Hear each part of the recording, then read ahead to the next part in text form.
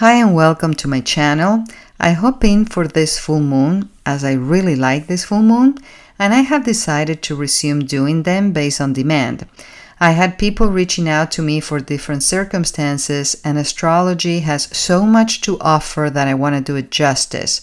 So I have decided that my information is going to be more general for the collective and no longer limited to financial outlooks as I'm leaving that for private clients on a more tailored approach to their needs.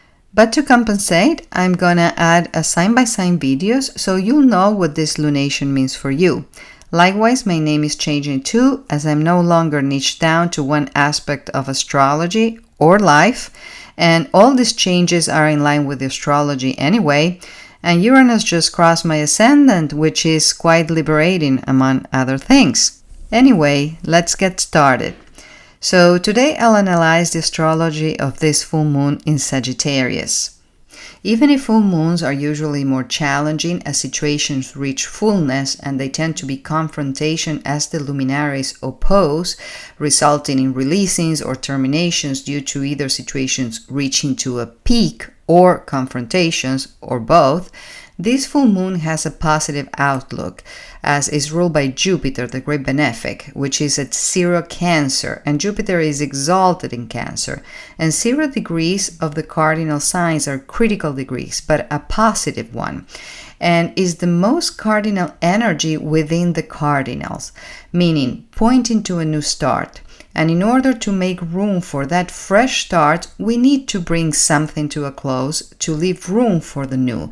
But this closure looks more like a graduation of some sort, as Jupiter is a teacher and also rules higher education and faith, aiming the arrow high at higher goals and aspirations. There's also a mutual reception here as Jupiter is in the sign ruled by the moon and the moon is in the sign ruled by Jupiter.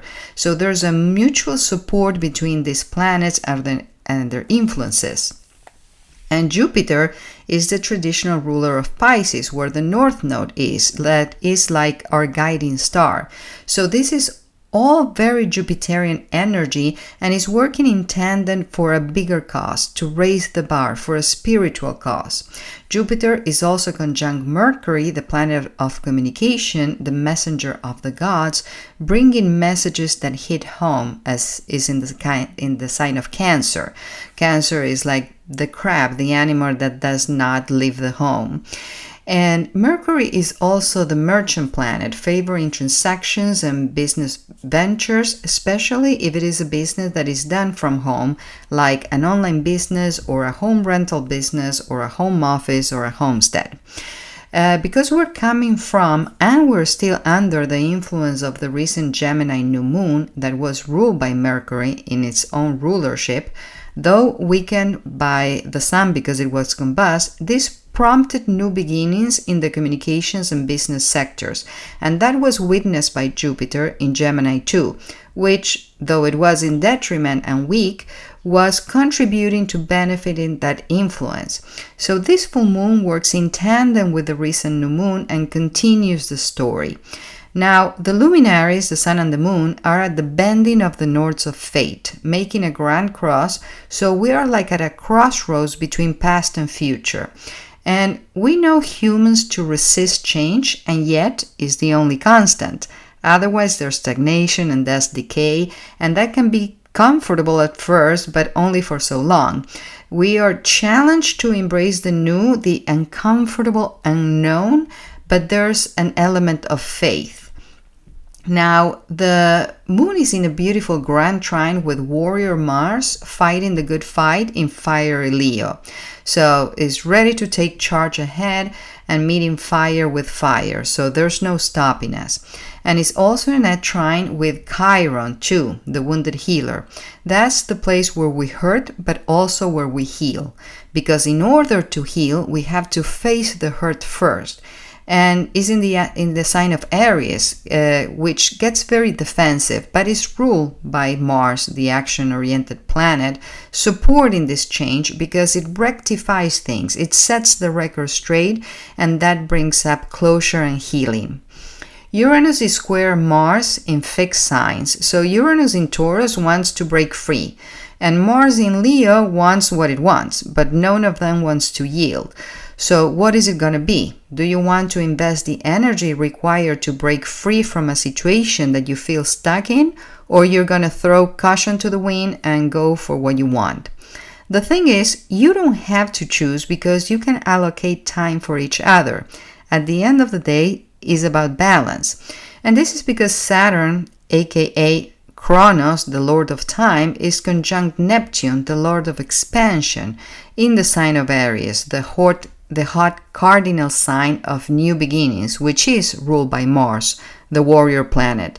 So Mars is very strong now, for better and for worse, because Mars gives you the impulse you need, but you don't want to lose your measure either. So it's about to achieving balance. And it's not hard to achieve balance. What is hard is to maintain it. Now, let me recap on this Saturn-Neptune conjunction that is very unique. Not only that happens once every 36 years, but Saturn is chasing Neptune and they get as close as they can without touching.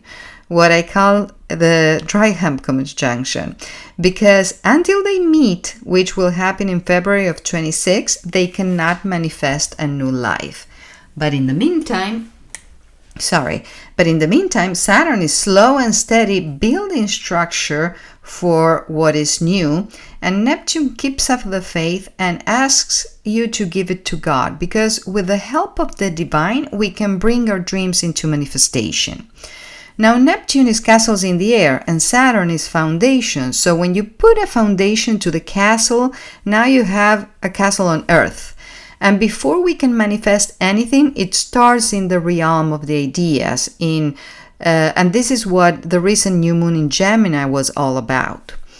But now the Saturn-Neptune conjunction squares the Jupiter-Mercury conjunction.